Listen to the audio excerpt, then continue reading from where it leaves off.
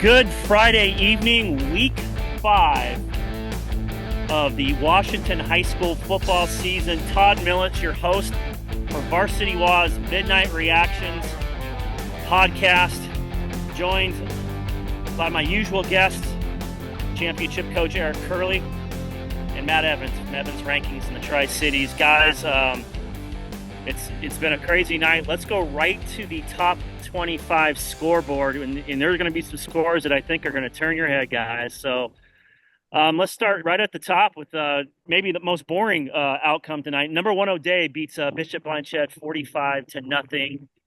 Number 2 Gonzaga Prep beats Lewis and Clark 47-6. In the 4A West Coast showdown, it wasn't really a showdown. Lake Stevens, number 3, 49-14 over number 16 Glacier Peak. Number 4, Eastside Catholic with no problem, beating Ballard 60-6. Mount Tahoma and Lincoln play Saturday. Number 6, Chiawana beats Southridge 36-14 in Matt Evans' backyard.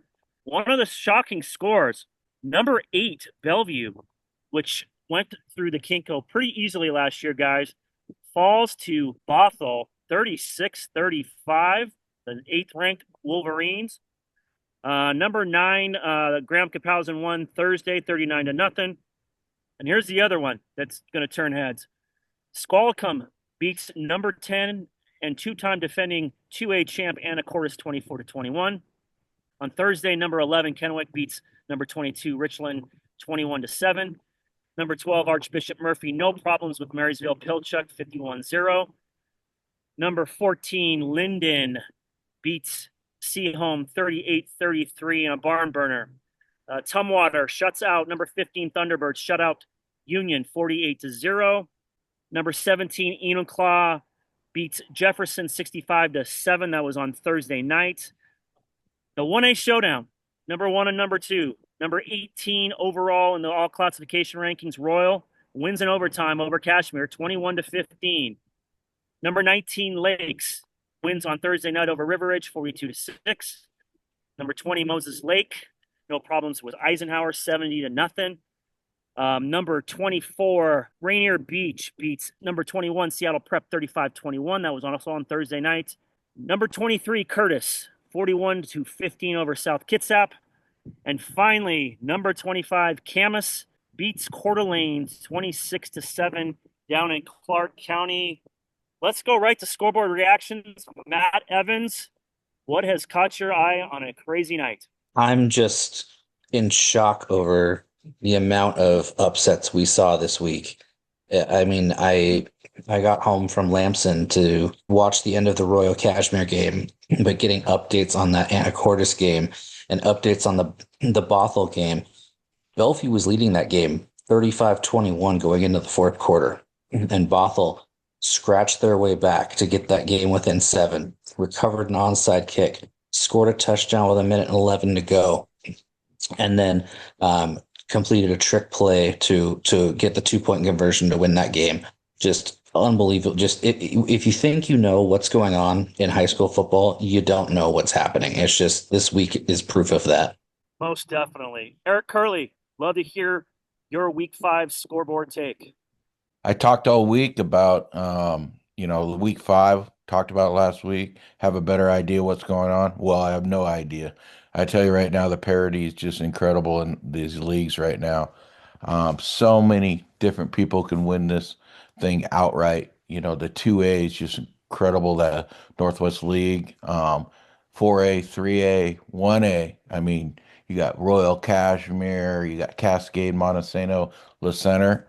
I mean, I thought I had a better idea kind of who's the favorites, top 2 or 3, but I think every league there's 6 or 7 that are right in there in the mix. And those upsets, man, that's just, there's some great coaching there. Tom Boehner, one of the better coaches in the state of Washington, finding a way to get ready, had to get a win. I think he lost the last 2 games going in that game, and getting a win over Bellevue's just, a great job there for his staff. And then what Kashmir, I know they lost that game to Royal, but they didn't get blown out like they had the last couple of years. They were right there with them. I didn't get to see it, but just following online what I could. I think there's some confidence built for them. Yeah, if I wasn't so, if I wasn't so flabbergasted by the Squalicum upset of two-time defending champ Anacortes up in Bellingham, but the Bothell Bellevue game, guys, really caught my eye. I watched Bellevue a couple times last season, just roll through the 4A Kinko teams. I know the 4A Kinko teams didn't like it very much. There's not much they could do. That was a really good Bellevue team with a exceptional offensive line. But you mentioned it, Eric, Tom Boehner. And that's a team that lost last week. That's a team that they lost their past two games and was having some issues at quarterback. And, um, what a rebound for the Cougars in 4A. Another that crazy 4A Kinko, that upper division in the Kinko, again proven tonight, and then obviously with Skyline and Eastlake as well. So, and speaking of the game we just talked about up in Bellingham, Nick Lucey, the Squalicum football coach, joins the podcast after his Storm post a 24-21 win over the two-time defending state champ Seahawks. Nick, we talk about how deep your league is all the time. It showed again tonight. You don't have easy games in this league, do you? Can you echo that sentiment? No, every game is a playoff game, and you hope to get to the playoffs because you've been battle tested. So tonight was no different. You talked about there's a young man that had a couple interceptions for you tonight and a couple touchdown catches. Anson Asbjornson, can you talk about the contributions he made in your victory tonight? Yeah, Anson had probably one of the best in my 12 years here. Probably one of the single best performances by a player we've had. He had two huge interceptions, one to cap the whole game. He had two touchdown catches. An amazing one on a post that was he was on an angle, it was above him and he bent up to it. Another one that was kind of a 50-50 ball in the end zone and he just pulled away from everybody else. And then he threw a touchdown on our last score to go ahead, where it was kind of like dropping the ball off to him and broken play. So just a phenomenal game from a terrific young man who made all kinds of things happen all night.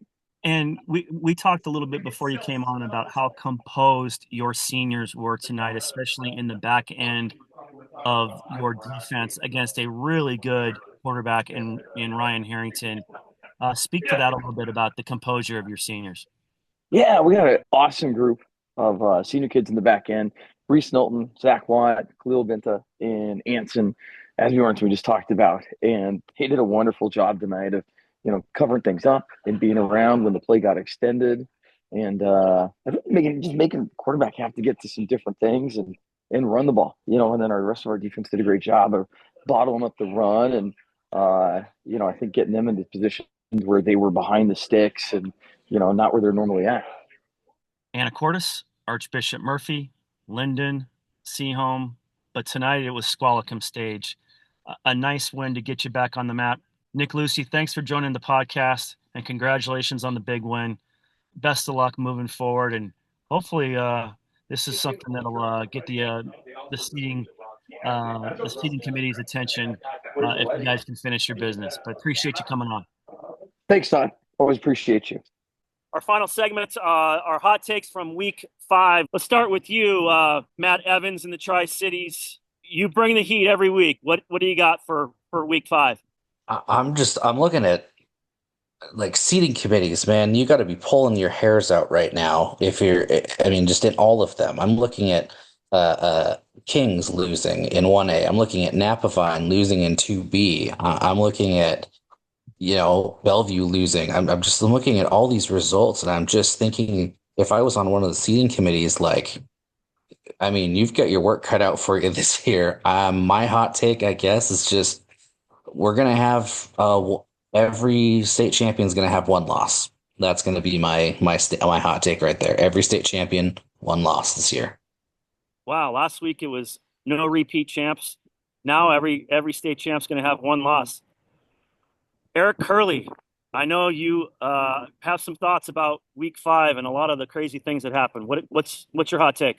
The 2A, I'm just thinking, how's that seeding going to go with that Northwest League? They had four Mhm. teams in last year. I think they could have six. I don't know if they even do that, but it's just crazy. Um, just seeing the teams that are gonna, down to the wire, the seeding and matchups. It's gonna be crazy to see how that all goes.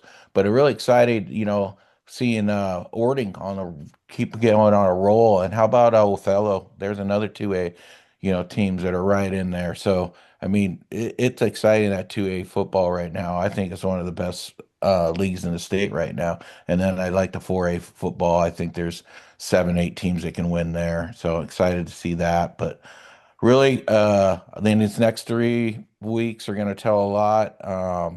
I'm excited to see the Bethel GK game. I think Bethel's playing tough, and GK's been hot and cold and starting to play really. AJ's playing really well, but we'll see how it goes. Yeah, as the VarsityWA top 10 ranker, I've got a big job. It's going to take a little longer than usual on Sunday, guys. But my hot take is I'm more convinced than ever after watching being at Royal and Kashmir with Lauren tonight that these are the top two teams in 1A. I know Linden Christian has an argument. I know Cascade Christian has come along faster than maybe people thought. But Kashmir, in my mind, gained points, didn't lose points with a overtime loss at Royal. This was a game that they were up 8-0 and driving to go up 2 scores early in the second half, and had an interception and gave Royal some life, as did a couple penalties, and then after that it was just back and forth action, and the Knights found a way to win and extend their winning streak to 40 games. I mean, you could see it on Wiley Allred's face afterward. He was relieved. He knew this was a big game. He knew Kashmir came with its A game and a lot of determination. It's I would love to see a rematch deep in the playoffs. Obviously, and Husky Stadium would be optimum. And if the seating committee is watches this game all 48 minutes in overtime, I think they'll be convinced too that these are the two best teams in the 1A classification. Well, that'll do it in Week 5 Midnight Reactions podcast. I'm your host, Todd Milles. For Eric Kurle and Matt Evans in the Tri-Cities, appreciate you guys tuning in. We will be back next week